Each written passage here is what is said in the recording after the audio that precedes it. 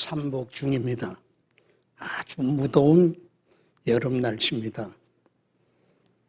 이런 날씨인데도 법회장으로 발걸음들을 이렇게 많이 모아주셔서 대단히 고맙습니다.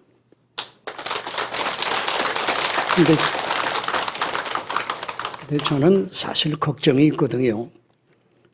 여기 딱 정면으로 서서 얘기를 하려니까 좀 불편하기도 해. 왜 그러냐?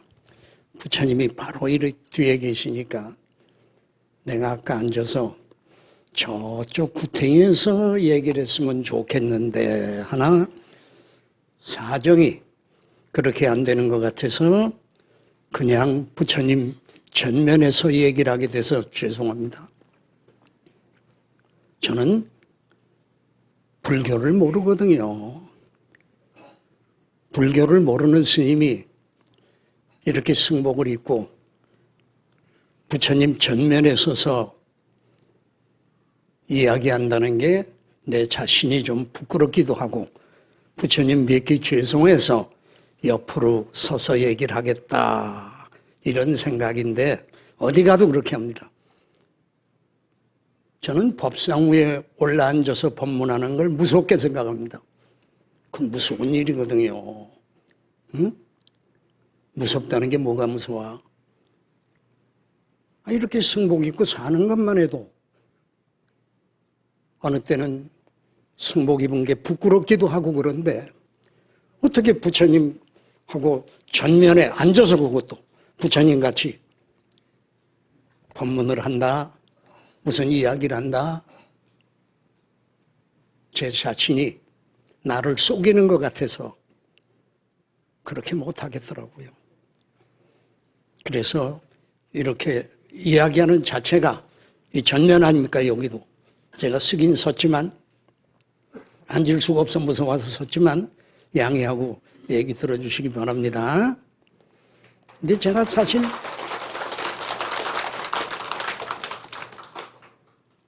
또 걱정거리가 있습니다. 걱정부터 저는 얘기를 시작합니다. 말재주가 있는 스님이 아니거든요. 말을 재미있게 잘 엮어서 여러분 가슴을 울릴 만한 그런 말재주가 있는 사람이 아닙니다. 그럼 무슨 얘기를 하겠다는 거야? 단 제가 얘기하고 싶은 건 제가 공부한 게 있거든요. 공부. 무슨 공부를 했는데 선을 해서 무슨 금강경, 화엄경, 법화경 아니고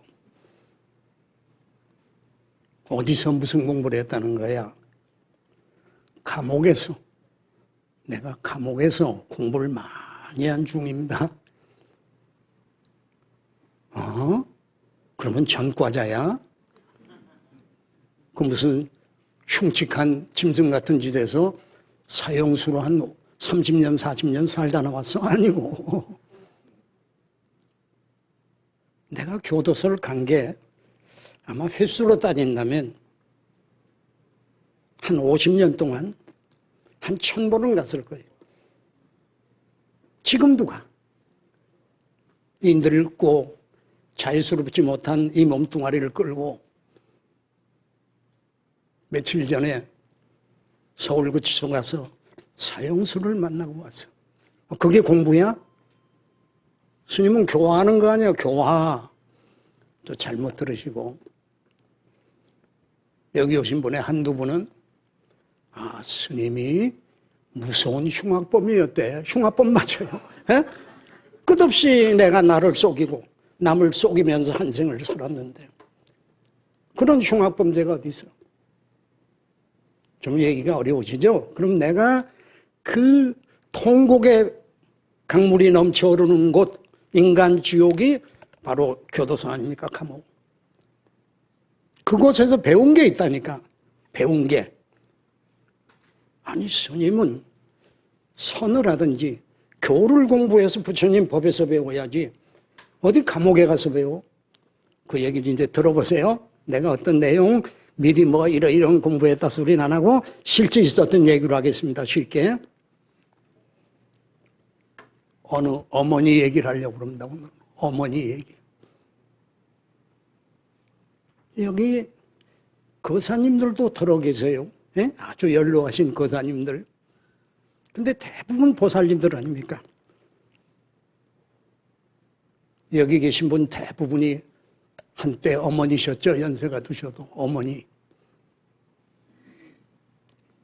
아니 공부한 얘기 한다고 그랬잖아. 무슨 어머니, 스님 어머니 얘기, 내 어머니 얘기 아니고 내가 만났던 가장 잊을 수 없는 어머니 얘기가 있습니다. 얘기는 40년 전으로 거슬려 올라갑니다. 40년 전 내가 저 대구 교도소를 다닐 때입니다. 교도소 정문 앞에, 교도소 바로 정문 앞에 딱 가면은 한 노보살이 그때 춘추로 팔순을 바라보는 노보살이 내 장삼자락을 딱 잡아. 교도소를 들어가려고 그러는데 입구에서 그래 할머니 왜 이러세요? 스님 제 자식을 좀 살려주세요. 제 자식을. 아니 할머니 자식이 어떻게 됐길래 나보고 살려내라고 그러세요? 사형을 받았습니다. 사형수입니다. 곧 이 형무소 안에서 잔혹하게 교수형이 집행된답니다. 스님은 사형수를 교활하시지만 내 자식을 제발 좀 살려주세요 하고 우시는 거예요. 그냥 통곡하시는 거지, 통곡. 그 팔순 노모의 눈에서 눈물이 막 쏟아져요, 땅바닥에서 내장삼자락 자꾸 뒹구시는 거예요. 갈 때마다 이 할머니는 교도소 문 앞에서 날 딱 그런 식으로 나한테 매달려. 난 고통스럽죠. 왜 고통스럽습니까? 그 할머니를 만나는 게 힘들죠. 고통스럽고. 내가 어떻게 사형수를 살려? 사형수는 그 당시는 사형이 확정되면 바로 막 집행할 때라. 그런데 이 할머니는 나보고 사형수 아들을 살려달라는 거예요. 그래 하도 그러시니까 어느 날 내가 교도소 안에 가서 물어. 암흑의 좀 바깥에 있는 노보살님의 아들이 여기 있느냐? 있다는 거예요. 이 교도소에 있다는 거예요. 걔네 부릅니다. 그 아들은. 사형수를 불러. 그러니까 이 아들 얘기가 부처님 법을 가르쳐달라. 우리 어머님이 평생 절에 다닌 분이십니다. 한평생을 부처님 법만 믿고 사셨습니다. 그런데 저 문 앞에서, 교도소 문 앞에서 3년을 저러고 계십니다. 3년. 내 아들 살려달라고. 아무나 보면 붙들고 몸을 던져 슬피 우십니다. 그러니 우리 어머니의 눈물을 닦아줄 수 있도록 부처님 말씀을 저한테 전해주세요. 그래 건강경을 가르쳐줍니다. 건강경. 제가 건강경을 조금 하거든요. 쥐꼬리만큼. 예? 그러니까 건강경을 가르쳐줄 때 왜 가르쳐주느냐? 너 이 얘기 잘 듣고 어머님이 면회 오실 때 울지만 말고 어머님께 이 건강경의 진수 사구계를 전해드려라. 그렇게 가르칩니다. 하여튼 이 사람이 계속 듣다가 어느 날 나보고 사형수가 스님 제가 자결하려고 합니다. 자살해버리려고 합니다. 아니 사형수가 무슨 자살이야. 자살 안 해도 너는 곧 집행시간이 오고 있어. 자살한 영혼은 저승을 못 가. 구천을 헤매는 거야. 집행장에서 죄값을 치르고 가거라. 사형수가 나보고 자살하겠다는 거예요. 건강경 한참 듣다가 시간이 흘러가는데 자꾸. 그럼 나는 그 자살을 막아야 될 거 아닙니까? 말로 막을 게 아니라 왜 이 사람이 자살하려고 그러느냐? 그 이유를 이제 묻기시죠. 그 이유가 이런 겁니다. 자살할 이유. 어머님 때문에 자살하려고 합니다. 저 늙은 노모 때문에 자살하려고 합니다. 우리 어머님께서는 계속 매일 면회로 오십니다. 교도소 담 밑에 사시면서. 그러니까 처음에는 위안이 됐는데, 좀 위안, 어머님이 면회 오시고 그러니까 위로를 받았는데, 시간이 갈수록 내가 불효라는 생각이 듭니다. 부처님 말씀인 금강경을 공부해 보니까 이건 불효막심한 짓이다. 그럼 이 불효를 씻으려면 내가 빨리 죽어야만 어머님이 고향으로 돌아가실 거 아닙니까? 어머니는 고향에 가시면 아주 행복한 여생을 보내실 수 있습니다. 딴 자식들이 다 잘 삽니다.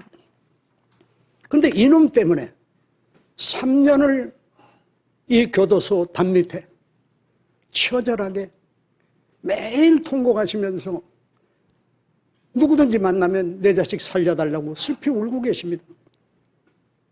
그럼 내가 살아있는 동안 이 고통은 어머니가 계속되실 겁니다.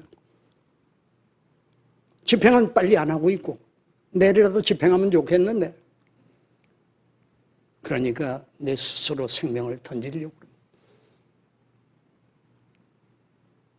무슨 이유로? 어머니를 편안히 고향에 돌아가시게 하려면, 집으로 돌아가시게 하려면 내가 빨리 목숨을 끊는 방법밖에 없습니다. 늦었지만 이게 효도 아닙니까, 이게? 그럼 사형수가, 내가 교화하는 사형수가 자결하겠다는 거예요. 그럼 막아야죠. 그럼 알았다. 며칠만 네가 나한테 시간을 좀 달라. 시간을 나한테 맡겨라. 지금 자살하지 말아야. 누구를 만나느냐? 이제 어머니를 만나러 갑니다. 그러니까 아주 교도소 문 앞으로 이사로 오셔서 움막을 하나 짓고 매일 3년을 면회를 하죠. 면회할 때 제일 1번이 그 할매라. 1번. 재소자들이 순서가 있잖아요. 면회할 때 이제 면회객들이 오면 뭐 먼저 온 사람대로 하는데, 할매는 막 그 옆에 사시니까 아주. 그렇게 3년을 지키고 계신 노보살. 그 집으로 내가 갑니다, 방으로. 할머니 보고, 노보살 보고, 집으로 갑시다. 집 한번 봅시다.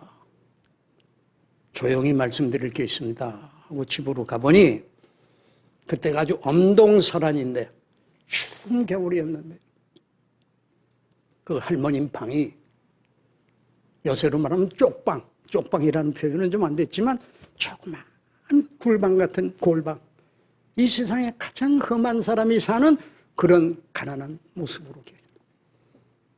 근데 방이 냉골이야. 들었으니까 냉골. 불길하고는 없어. 엄동설한에 냉방이면 내 자신이 신발을 벗고 들어서려고 그러니까 차가워서 쓸 수가 없어, 방에. 할머니, 연탄이 없으시군요. 제가 연탄을 좀 거들어 드릴까요? 아닙니다, 스님. 연탄 많이 있습니다. 이 늙은이, 이래도 돈 있는 늙은이입니다. 걱정하지 마십시오. 그 연탄이 많으신데 이 추운 겨울에 왜 방에 불을 안 지피세요?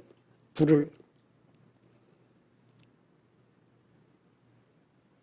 제 자식놈이 차가운 감방에 있는데, 그것도 3년을 저러고 있는데 사형수로, 어찌 애미가 뜨뜻한 방에, 경상도 말로 뜨신 방에 편안히 발 뻗고 잠을 자겠습니까? 전 이곳으로 이사 온 뒤에 한 번도 내 방에 불을 지펴본 적이 없습니다. 할머니 무슨 말씀으로 그렇게 하세요? 아니, 아들은 죽을 죄를 졌으니까 당연히 찬방에 있어야 되고, 감옥 찬방에. 할머님이 무슨 죄가 있다고 이러십니까? 3년을. 왜 스님 제가 죄가 없습니까? 자식을 잘못 키운 애미의 죄, 이보다도 무서운 죄가 어디 있습니까? 제가 공범자입니다. 공범자. 범죄 같이 했다 이거지, 아들하고. 아니, 할머님께서 그 끔찍하고 무서운 범죄에 가담하셨어요? 가담했죠. 자식을 잘못 키운 애미의 죄, 이보다 더 무서운 죄가 어디 있습니까? 난 내 자식을 사형수로 만들어낸 애미입니다. 범인은 바로 납니다. 나, 이 애미입니다. 그래서 나는 이 탐을 지키고 있는 겁니다. 그래서 내가 그 노보살님 보고 이렇게 얘기합니다. 노보살님은 평생 부처님 법만 믿고 사셨다면서요. 그렇습니다. 오로지 부처님만 믿고 한 생을 살았습니다. 그런데 내 노년이 어찌 이렇게 됩니까? 부처님도 무심한가 봅니다. 무심하답니다. 부처님도 안 계시다는 소리지. 에? 그래서 내가 얘기를 합니다. 알았습니다. 그건. 알았고 할머님은 절에 다니시는 불자니까 이 스님 얘기는 들으셔야죠. 스님 얘기 어찌 제가 거부하겠습니까? 내 자식을 교화하는 스님 얘기 듣죠. 미리 약속하셔야 됩니다. 내게 어떤 얘기라도 내가 시키는 대로 하신다고 미리 약속하십시오. 스님의 명령을 부처님만 믿고 사니 늙으니까 이 꼴은 됐지만 어찌 거부하겠습니까? 말씀하십시오. 이제 약속을 받아냈습니다. 내게 시키는 대로 하겠다고. 예? 그냥 얘기합니다. 여기 있는 보따리 다 지금 챙기세요. 보따리 싸세요, 이 방에. 아니, 스님 무슨 말씀을 그렇게 하십니까? 왜 보따리를 싸라고 그러십니까? 내 말 듣는다고 그러셨잖아요. 보따리를 싸가 어떡하라고요? 진주 고향으로 내려가세요. 이 현장은 대구입니다, 지금. 진주로 내려가세요. 전 못 갑니다. 아들을 두고 아들이 감옥에서 집행시간을 대기하고 있는데 어찌 애미가 고향으로 편안히 가겠습니까? 못 갑니다. 나하고 약속했잖아요. 처음에 내 시키는 대로 한다고. 고향으로 안 가시면 할머니 아들은 내일 아침에라도 자살할 줄 모릅니다. 그러니 참회하면서 집행시간을 기다리도록 할머니는 조용히 고향으로 가세요. 할머니 때문에 자살한답니다, 아들이. 그러면서 중간 얘기는 빼고 못 가신다고 그러니까 그럼 어쩌자는 겁니까, 여기서? 3년쯤 이러고 계셨으면 어머니 노릇 다 했습니다. 방법이 없습니다, 길이. 그러면 집행밖에 없다 이거죠. 집행밖에 없습니다. 대법원에서 사형이 확정되면 남은 건 집행입니다. 그땐 그럴 때예요. 그러니까 알았습니다. 내 아들 사형장에서 꼭 죽는다 이거죠. 스님도 어쩔 수 없다 이거죠. 제가 어떻게 해요, 제가. 예? 대법원에서 사형이 확정된 사형수를 제가 어떡합니까? 집행 시간을 기다리겠습니다. 아들 죽는 시간을 기다리겠다. 그럼 어떻게 하시려고요? 내 아들이 죽고 나면, 집행당하면 내 아들 몸을 부처님 법에 맞게 화장을 하겠습니다. 화장. 부처님 법은 어떤 건 줄 아시죠? 화장법이라는 거. 화장을 하시겠다, 자기 손으로. 화장을 해서 내 자식의 뼈를 갈아가지고, 뼈를 간대, 아들의 뼈를. 좀 흉측하죠? 들으실 때. 갈아가지고 그 갈아진 뼈를 밥풀과 꿀로 범벅을 해서 뼈가루를, 아들 뼈가루를. 어떻게 하시려고 그래가지고. 까맣같이 밥으로 산천에 뿌리겠습니다. 이게 무슨 말이에요?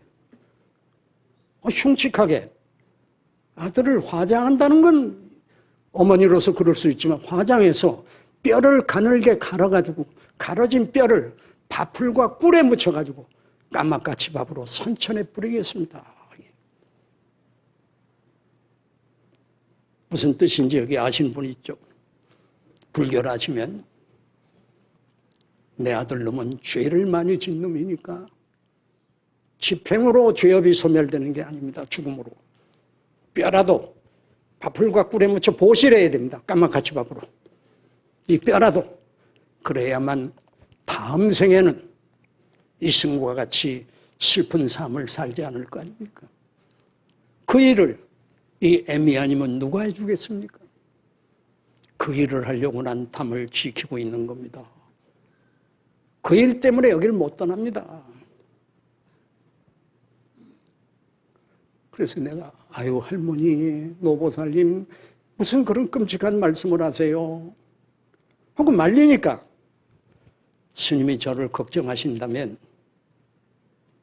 저도 그 다비식이 끝나면 장례가 끝나면 나도 이 자리에서 자결할 겁니다. 참으로 끔찍한 얘기죠. 아들이 사형 집행당하면 장례 치르고 나서 그 자리에서 이 어머니도 노모도 자살로 끝내시게 됩니다. 스님이 만약 이 늙은이를 불쌍하게 생각하셨다면 내가 부처님 법 믿던 사람이니까 나도 스님 손으로 스님 나도가 아니지 스님이 나를 화장을 해주세요. 화장을 해서 뼈를 갈아주세요. 갈아진 뼈를 밥풀과 꿀에 묻혀서 내 육신도 뼈도 까만같이 밥으로 뿌려주세요. 그래야 죄 많은 늙은이도 자식을 키운 늙은이도 이승에서 모든 죄업을 소멸하고 다음 생으로 편안히 갈 거 아닙니까? 부탁합니다.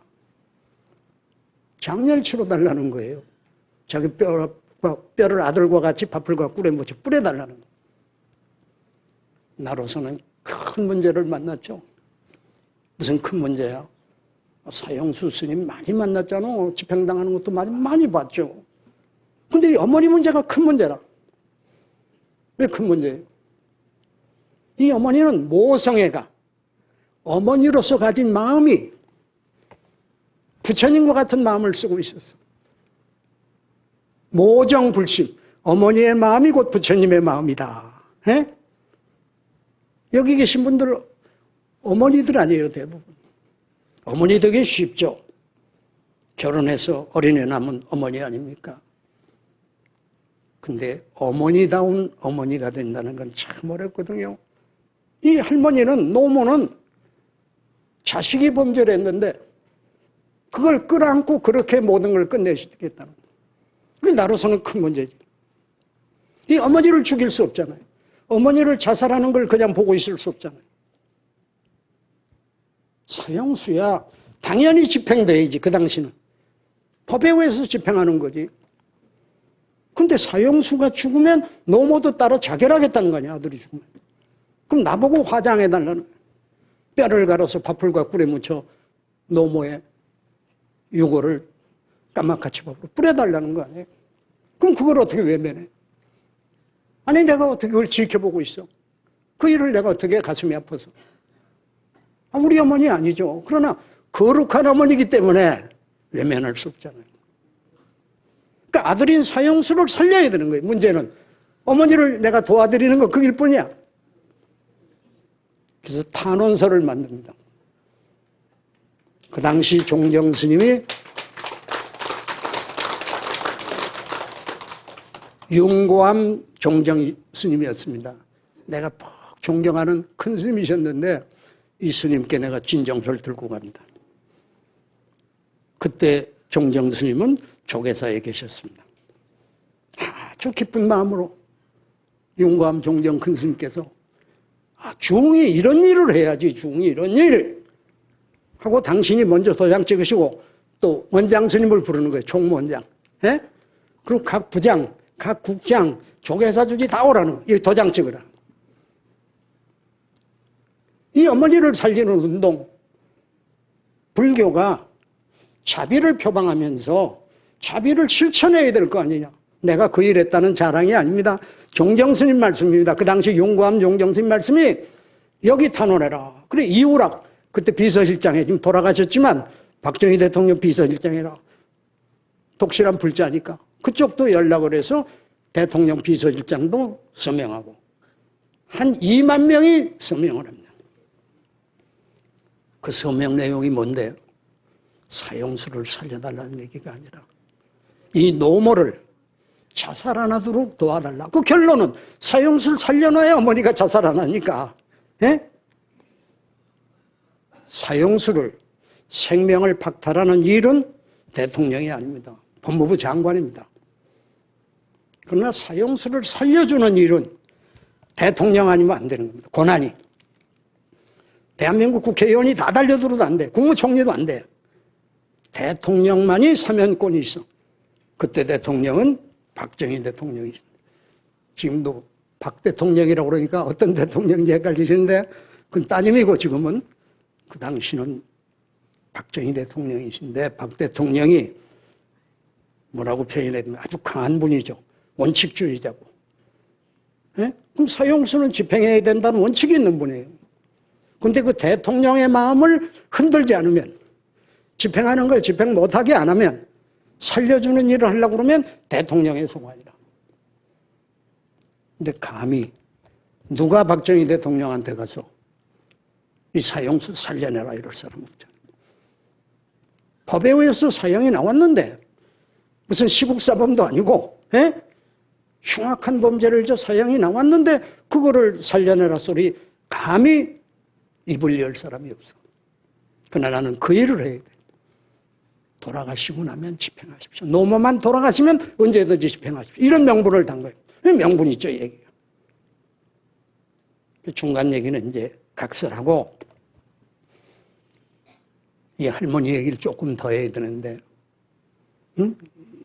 할머니는 새벽 4시만 되면 일어났어요. 노보살은. 그래 어디로 가시느냐? 교도소 바로 문 옆에 비스듬히 지금도 암자가 하나 있어요. 암자. 조그만 절이 하나 있는데 거기 가서 새벽 예불을 드려 부처님께. 부처님 제 자식이 죽을 죄를 졌습니다. 100번 죽을 죄를 졌습니다. 하고 108배를 참회절을 하다 아침마다. 제 자식이 죽으면 이 애미도 같이 가야 됩니다. 하고 눈물이 통곡의 눈물이지. 눈물이 뚝뚝 떨어지게 부처님한테 108배 참회절을 아침 새벽 예불을. 그러면서 마지막 바로는 부처님께 바로는 이 늙은이 참 오래 살았습니다. 오래. 그 당시 팔순이 다 되셨으니까 이제 그만 가고 싶습니다. 제 생명을 부처님이 좀 거둬주세요. 제 생명을 거둬가시는 대신 내 자식은 살려주십시오. 한참 살 나이입니다. 다 이게 애미의 죄입니다. 하고 부처님께 당신을 대신 데려가시고 내 아들을 살려내라고 108배. 하루도 안 그러고. 그 108배 절이 끝나면 어떻게 하시느냐? 그게 동네인데 옛날 좀 시골 동네입니다. 교도소 옆이 동네 집집마다 다니면서 변기 청소, 쓰레기 청소, 온갖 굳은 일은 다 하고 다니고 할면. 그럼 동네 사람들이 미안할 거 아닙니까? 아니 춘추가 연만한 노인네가 아들 옷바라지라는 노인네가 동네 청소를 다 하고 다니니까 할머니 이러지 마세요. 그러면 아닙니다. 제가 죄가 많거든요. 또 내 자식이 무서운 죄를 졌답니다. 그래서 애미가 이 몸을 던져 대신 참여합니다. 이 늙은이를 봐서 여러분들도 내 자식 살아나도록 좀 기도를 해주세요. 이러면서 청소를 합니다. 그리고 고향을 하실 땐 공양, 식사하실 때는 쉬운 말로 식사라고 그러죠. 당신도 뭐 드셔야 버티시잖아요. 드실 때는 아들 밥그릇을 하나 딱 상에 차려놔. 숟갈도 놓고 국도 끓여놓고 다 반찬 같이 할머니가 얘기를 해. 그 아들 이름이 동수라는 사람이거든요. 사형수가. 동수야 우리 밥 같이 먹자. 이놈아 배고프지? 하고 아들하고 겸상을 차렸다고 생각하시고 수저를 드시는 거예요. 아들이 감옥에 있는데 먹나? 못 먹지. 그러나 늘 겸상으로 그 아들과 그랬기 때문에 꼭 아들 밥그릇을 딱 담아놓고 아들 이름을 부르고 식사를 드시는 거예요. 그런 어머니십니다. 스님은 내가 한참 젊을 때인데 내가 외면할 수 없잖아요. 이 사실을 그대로 진정서에 담아서 보내는 거예요. 조사를 했죠. 어디서 조사했겠습니까? 푸른 집에서 조사하려면 간단합니다. 이런 어머니가 어디 있느냐? 이런 어머니가 이 세상에 3년을 교도소문 앞에서 매일 빨래를 받아내고 1번 면회하고 변기 청소하고 쓰레기 청소하고 내 자식의 죄는 이 애미의 죄라고 통곡하는 이 어머니 얘기. 그때 대통령께서도 막내이셨거든요. 막내. 그러니까 막내들은 어머니와 오래 같이 견디지 못하잖아요. 예? 그런데 이제 사형수도 막내였거든. 하여튼 여러 가지 사정을 그러면 푸른 집에서 대통령이 직접 오시고 안 오시지. 전화 한마디면 충분히 조사가 됩니다. 전화 한마디면. 예? 관계기관에 전화 한마디면. 조사란 결과가 내가 얘기한 것보다 10배는 더 눈물겨봤어.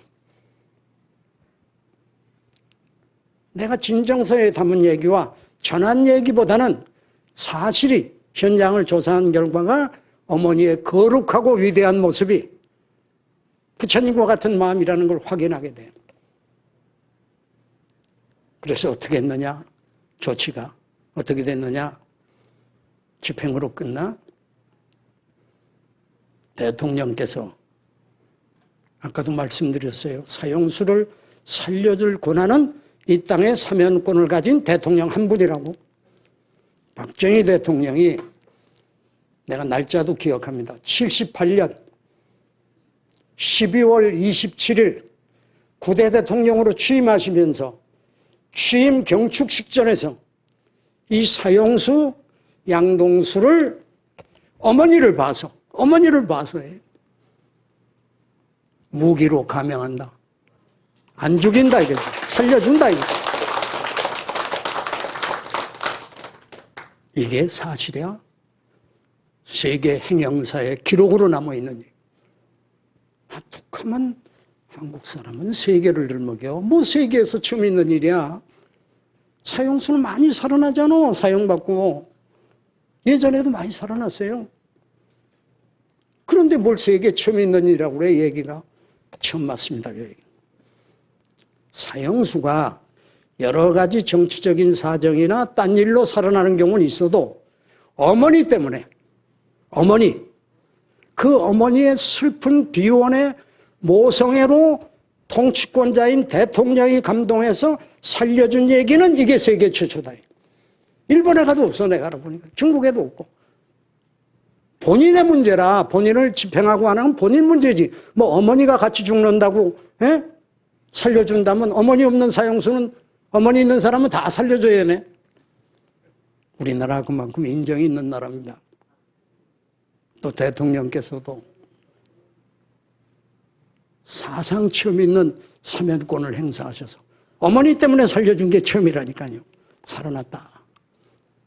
이게 그 당시 굉장한 사건입니다. 아주 요란했습니다. 살려준 뒤.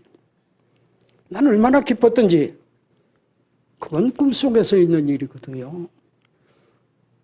달걀로 바우 치는 거거든요. 달걀로 바우 쳐보세요. 달걀 100개를 바우에 던져도 바우는 껐다가 납니다.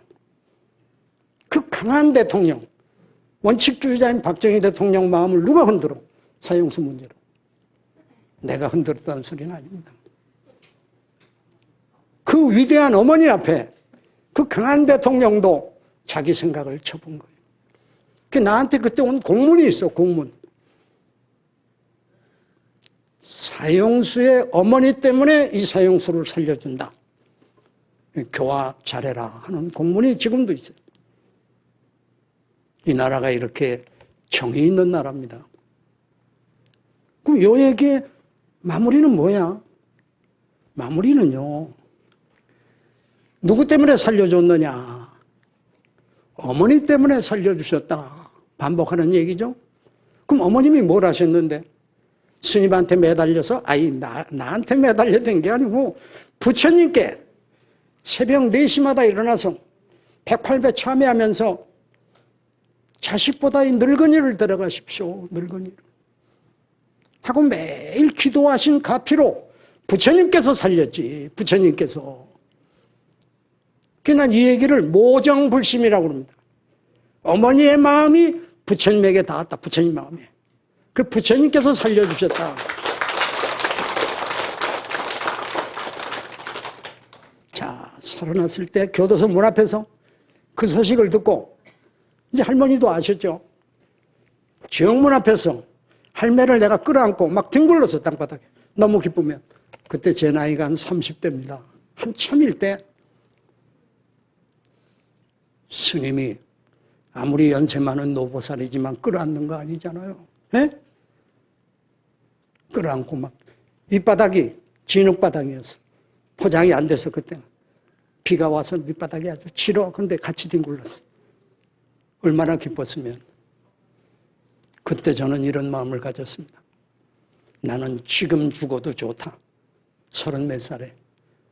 그래도 이 땅에 와서 이 어머니의 거룩한 모성애를 내가 감싸고 부처님 법에 맞게 거들어드렸으니 이걸로 이 세상 가도 좋다 하는 생각을 가졌었습니다. 기도를 잘하시면 어떻게 기도를 해야 돼요? 기도. 여기 계신 분들 다 부처님께 기도하잖아요. 절 많이 하면 절 많이 하셔야죠. 네 마음을 일념으로 간절한 마음으로 생명 전체를 들어서 마음 전체를 부처님께 기도를 하셔야죠. 그냥 미안합니다 이렇게 말해서 입으로만 관세음보살 생각은 딴 데가 있으면 안 되지. 마음이 부처님께 닿아야지. 이 얘기는 영험담입니다. 기도를 열심히 하니까 죽을 아들이 살아났다. 자, 얘기는 조금 더 할게요. 살아나서 어머니는 고향으로 돌아가셔서 보따리 싸가지고 아들이 살았으니까. 그 아들도 어머님이 계신 근방에 교도소로 옮겼어요. 이제. 그건 법무부가 그런 조치를 해줬지. 그 어머님이 늘 면회를 다니셔 아들을. 이제 살아났어요. 무기수야. 그건 바로 풀어주는 건 아니에요. 형무소에 평생 살아야 돼. 면회를 다니시는데 그때는 춘추가 높으면 이 시력이 빨리 갔거든요. 할머님께서 한 10년을 면회 다니시다가 시력이 가셨어. 그래서 시각장애가 일어나서 쉬운 말로 맹인이 됐어요. 맹인. 그렇지만 아들을 보고 싶은 마음은 가슴에서 지울 수 없지. 맹인이 돼가지고 면회 가시는 거예요. 그럼 아들이 안 보이지. 그럼 막 손으로 이래. 그러시다가 이제 이 육신을 버리셔야 할 나이가 돼서 버리셔야 할 순간이 왔어. 육신을 버려야 할 순간. 죽음이 찾아왔어요. 그럴 때 저를 찾으셔. 괜히 쫓아갔죠. 그 인연을 어찌 저버리겠어요. 그러니까 노보살님이 내 손을 잡고 스님 마지막 부탁이 하나 있습니다. 전 곧 가야 되겠습니다. 이 육신이 나하고 오래 살았다고 헤어지자 그럽니다. 다음 생으로 이제 가야죠. 근데 스님께 꼭 부탁이 한 가지 있습니다. 하세요. 무슨 부탁? 내 아들이 형무소에 있죠. 무기수로 가서 좀 데리고 나오세요. 오늘 저녁을 제가 버티기 어려울 것 같습니다. 그럼 어떻게 하시려고요? 데리고 나오면 내가 하루 저녁 내 방에서 내가 지금 누워서 이 몸을 지탱할 수 없지만 내 손으로 꼭 밥을 짓고 싶습니다. 그놈에게 따뜻한 밥을 한 그릇 먹이고 싶습니다. 내 손. 그리고 오늘 데려 나오시면 오늘 저녁을 한 입을 뒤집어 쓰고 그놈하고 꼭 끌어안고 하루 저녁 자고 싶습니다. 그리고 내일 떠나야 내가 웃으면서 갈 것 같습니다. 스님이 이 부탁을 들어주십시오. 스님이 들어줘서 그건 내 힘으로 되는 게 아니에요. 감옥에 있는 사람을 내가 데려 나와서 그게 안 되는 거예요. 그건 안 됩니다. 법이 허락하지 않습니다.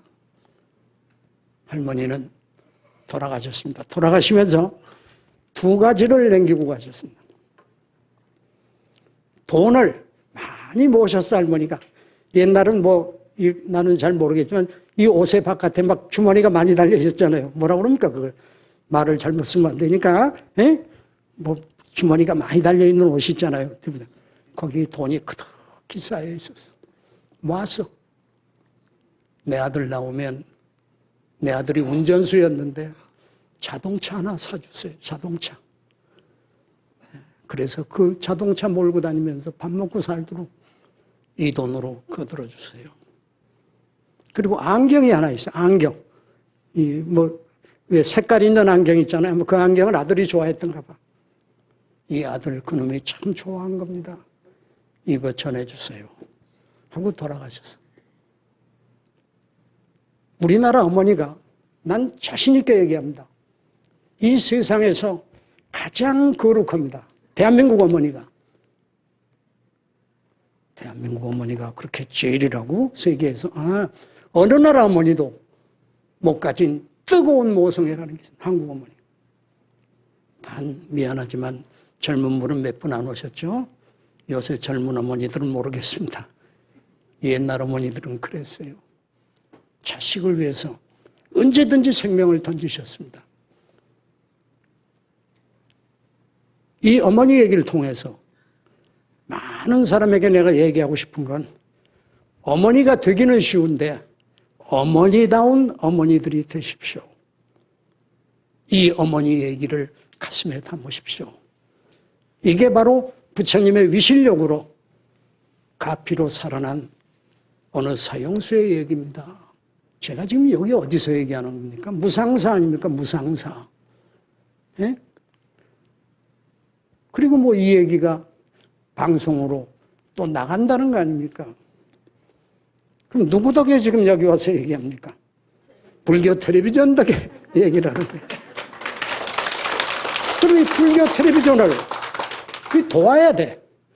우리 일로 생각하고 이만큼 위대하게 포교해주는 매체가 어디 있어? 내가 일본을 한 300여 차례 다닌 스님이거든요. 일본 불교도 잘 알아. 그 대단한 일본 불교도 불교 텔레비전이 없어. 아니 세계 어느 나라에도 불교 텔레비전이 아직까지는 없습니다. 대단한 불교 국가에도. 오로지 대한민국에 이 나라에 불교 텔레비전이 있잖아요. 그럼 누구 힘으로 그 방송이 굴러가? 누구 힘으로 스님은 얘기를 하는 거야? 예? 바로 불교 텔레비전을 지원해주는 모든 불자들의 힘에 의해서 이 방송은 이어지고 있는 거예요. 그래 많이들 동참하셔서 이 불교 텔레비전이 불교 포교에 제일 앞장서서 이 나라의 불국토를 만드는 그런 일이 되는 날까지 여러분 좀 도와주십시오. 이걸로 제 얘기 끝내겠습니다. 감사합니다. 잘 들어주셔서 감사합니다. 감사합니다. 감사합니다.